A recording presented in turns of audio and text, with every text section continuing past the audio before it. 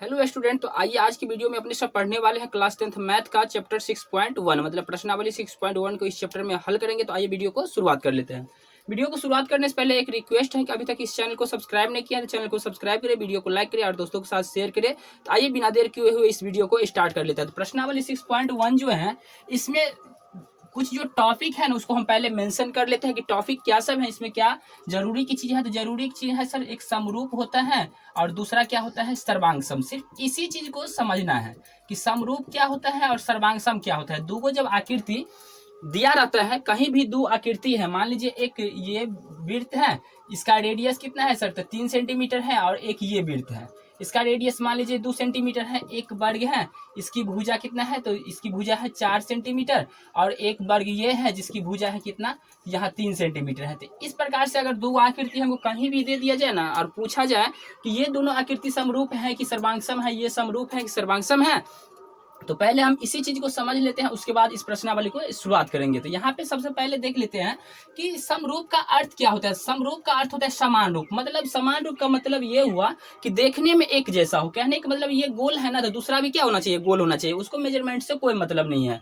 इसका अमाप कितना भी हो सकता है, मतलब कितना भी रेडियस का हो सकता है वृत्त, या छोटा हो या बड़ा हो, कोई मतलब नहीं है। जिसमें समरूप का मतलब एक ही हुआ, देखने में एक जैसा, मतलब ये त्रिभुज है तो दूसरा भी क्या होना चाहिए, ऐसा ही त्रिभुज होना चाहिए, है ना। दूसरा अगर एक वर्ग है तो एक ऐसा ही वर्ग होना चाहिए, देखने में एक जैसा हो, तो ये दोनों क्या कहलाएंगे, तो समरूप कहलाएंगे।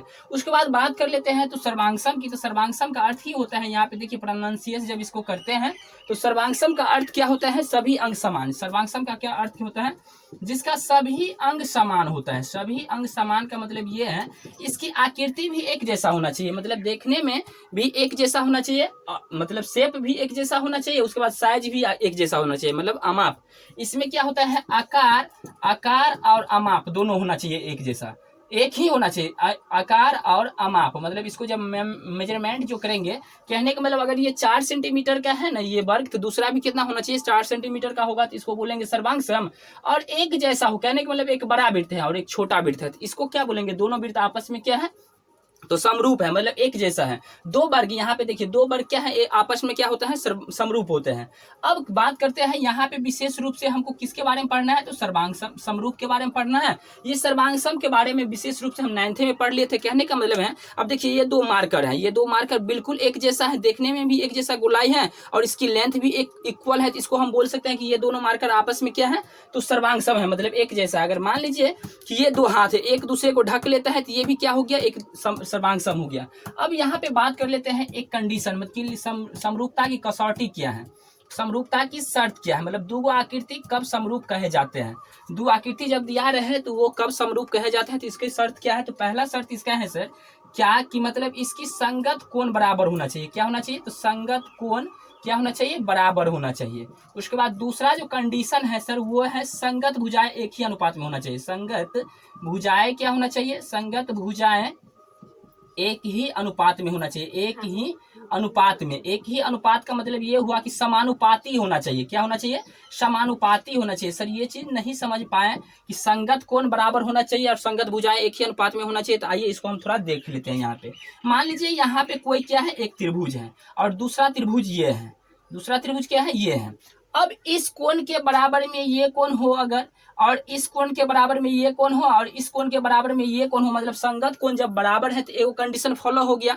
उसके बाद अगर बात करें तो इस भुजा के अनुपात और इस भुजा का अनुपात, और इस भुजा का अनुपात, इस भुजा का अनुपात, इस भुजा का अनुपात और इस भुजा का अनुपात क्या है, अगर आपस में बराबर होता है, मतलब एक ही अनुपात में होता है, तो ये दोनों कंडीशन जो भी त्रिभुज या कोई भी मतलब बहुभुज पालन करते हैं तो उसको क्या बोलते हैं कि ये समरूप है। समरूप की दो कसौटी है, मतलब संगत कोण क्या होना चाहिए, बराबर होना चाहिए, और संगत भुजाएं क्या होना चाहिए, एक ही अनुपात में होना चाहिए। तो आइए इस बेसिक चीज को हम बहुत अच्छा से समझ लिए। आइए आप प्रश्नावली शुरुआत करते हैं। 6.1 में बोलता है क्या, पहला प्रश्न जिसमें क्या है, 4 गो पार्ट दिया हुआ है। तो पहला प्रश्न बोलता है कोष्ठकों में दिए शब्दों में से सही शब्दों का प्रयोग करते हुए रिक्त स्थानों को भरिए। मतलब इसमें ना रिक्त स्थान दिया गया है, उसको दो शब्द दिया गया है, उसको सही शब्द का प्रयोग करते हुए उस रिक्त स्थान को भरना है। यहाँ पे लिखा गया है क्या कि सभी वृत्त डैश होते हैं। डैश होते हैं मतलब सर्वांगसम होते हैं कि समरूप होते हैं। यहाँ अभी तुरंत देखे हैं कि ये मान लीजिए एक बड़ा रेडियस का वृत्त है और ये क्या है, छोटा रेडियस का वृत्त है। इसको हम सर्वांगसम नहीं बोल सकते, इसको क्या बोल सकते हैं, समरूप बोल सकते हैं। इसका मतलब है इस खाली स्थान में क्या भराएगा, तो सर समरूप भराएगा। चलिए दूसरा जो पार्ट है इसका बोलता है सभी वर्ग होते हैं।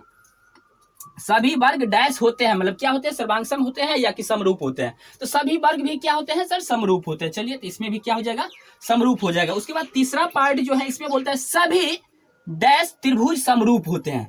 सभी डैश त्रिभुज समरूप होते हैं, कहने का मतलब है कौन सा त्रिभुज इस पे समरूप होता है, लेकिन कौन सा त्रिभुज, समद्विबाहु त्रिभुज है, वो होता है समबाहु त्रिभुज। समद्विबाहु का मतलब है जिसका दूगो भुजा बराबर हो, और समबाहु का अर्थ क्या होता है, जिसकी सभी भुजाएं क्या होता है, बराबर होता है। अब कहने का मतलब अगर समद्विबाहु की बात करें तो मान लीजिए किसी त्रिभुज का ये दोनों भुजा बराबर है और किसी त्रिभुज का ये दोनों भुजा बराबर हो जाएगा, ये दोनों भुजा बराबर हो जाएगा, तो ये नहीं हो पाएगा, ठीक है ना। तो इसके लिए क्या होना चाहिए, समबाहु, जिसकी सभी भुजाएं आपस में बराबर हो, जिसकी चाहे छोटा हो चाहे क्या हो, बड़ा हो, सभी भुजा क्या होना चाहिए, बराबर होना चाहिए। तो इसके लिए सभी समबाहु त्रिभुज, कौन सा त्रिभुज, समबाहु त्रिभुज समरूप होते हैं। उसके बाद अगर चौथी पार्ट की बात करें तो बोलता है क्या कि भुजाओं की समान संख्या वाले दो बहुभुज समरूप होते हैं यदि, पहला में दिया है इसका कि उनके संगत कोण क्या हो, तो संगत कोण सर अभी देखे हैं तुरंत कि बराबर हो, क्या होना चाहिए, यहाँ पे भराएगा, पहला के लिए यहाँ पे भराएगा बराबर। उसके बाद क्या बोलता है दूसरा में, संगत भुजाएं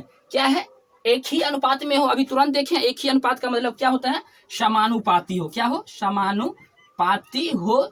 तो ये क्या हो जाएंगे, ये दो बहुभुज क्या हो जाएंगे आपस में, तो ये समरूप हो जाएंगे। तो आइए हम क्या किए कि प्रश्न, पहले प्रश्न को इसको देख लिए, आइए दूसरे प्रश्न को देख लेते हैं। ये दूसरा प्रश्न जो इसमें दिया गया है बोलता है क्या कि निम्नलिखित युग्मों के दो भिन्न भिन्न अलग अलग उदाहरण दीजिए। भिन्न भिन्न का मतलब है अलग अलग उदाहरण देना है। तो यहाँ पे जो है ना पहला पार्ट में बोला है कि दो गो समरूप आकृति का, अलग अलग समरूप आकृति का मतलब यहाँ पे उदाहरण देना है। तो यहाँ पे कुछ भी ले सकते हैं, मान लीजिए एगो वृत्त हुआ बड़ा और एगो वृत्त यहाँ पे छोटा ले लेते हैं, ये दोनों आपस में क्या है, समरूप हो जाएंगे। या एगो वर्ग ये बड़ा वाला ले लेते हैं और दूसरा वर्ग क्या ले लेंगे, एगो छोटा वाला ले लेंगे, तो ये क्या हो जाएगा, ये समरूप हो जाएंगे। और इसमें हम त्रिभुज भी ले सकते हैं, मात्र दो का उदाहरण देना है, तो इसमें आंसर सबका अलग अलग हो सकता है, कोई दिक्कत नहीं है। उसके बाद इसका दूसरा पार्ट जो बोलता है ना, वो बोलता है ऐसी आकृतियां जो समरूप नहीं है। अच्छा, ऐसी आकृतियों का युग्म बनाना है जो समरूप नहीं है। अरे इसमें तो कोई दिक्कत है नहीं, एगो वृत्त ले लीजिए सर, दूसरा त्रिभुज ले लीजिए, कोई दिक्कत, एक वृत्त दूसरा त्रिभुज ले लिए, ये समरूप नहीं है। उसके बाद मान लीजिए एक हम क्या ले लिए, एक ले लिए आय वर्ग और दूसरा क्या ले लिए, एक वृत्त ले लिए, आपस में समरूप नहीं है। ये इसका दूसरा प्रश्न का है ना, जो बहुत आसान था, इसको हम सिंपली दे दिए। उसके बाद तीसरा प्रश्न बोलता है क्या कि बताइए कि निम्नलिखित चतुर्भुज समरूप है या नहीं है। मतलब ये जो चतुर्भुज दिया गया है ना, ये बोलता है क्या कि चतुर्भुज है कि नहीं है। चतुर्भुज होने का दो शर्त है, क्या शर्त है, तो संगत कोण बराबर होना चाहिए, दूसरा क्या है कि संगत भुजाएं एक ही अनुपात में होना चाहिए। तो यहाँ पे देखिए अगर एस आर आप बट्टा में इसके बराबर में ये करते हैं, बट्टा में तो डीपी करते हैं, तो यहाँ पे हो जाता है 1.5/3 मतलब 1/2 हो गया।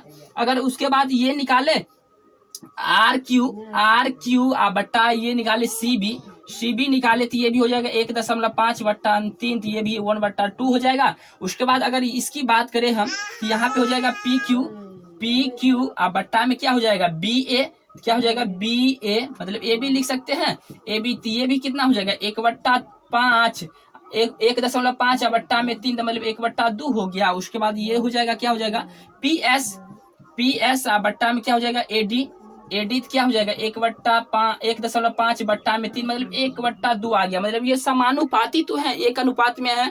अब दूसरा कंडीशन जो है ना, इसका हम कोण की बात करते हैं। यहाँ पे देखिए ये कितना डिग्री का कोण है, तो 90 डिग्री का है, लेकिन ये देखिए ये 90 डिग्री से कम का कोण है, 90 डिग्री ये कोण नहीं है, ये 90 डिग्री से कम का है, और ये 90 डिग्री से ज्यादा है। मतलब इसका संगत कोण क्या है, बराबर नहीं हुआ। संगत भुजाएं तो एक ही अनुपात में हो गया, लेकिन संगत कोण बराबर नहीं हुआ, तो ये त्रिभुज समरूप, ये आकृतियां क्या हो गए, समरूप नहीं होंगे। क्या होगा, समरूप नहीं है, क्या है लिखेंगे, आकृतियां समरूप नहीं है। यही जो है ना प्रश्नावली 6.1 में यही 3 को क्वेश्चन दिया गया था, तीनों क्वेश्चन को हम देख लिए। मैं उम्मीद करता हूं कि ये वीडियो आपको बहुत पसंद आया होगा। अगर वीडियो पसंद आया तो वीडियो को लाइक करें, चैनल को सब्सक्राइब करें, दोस्तों के साथ शेयर करें। फिर मिलते हैं ऐसे ही नए टॉपिक के साथ नए वीडियो में, तब तक के लिए धन्यवाद।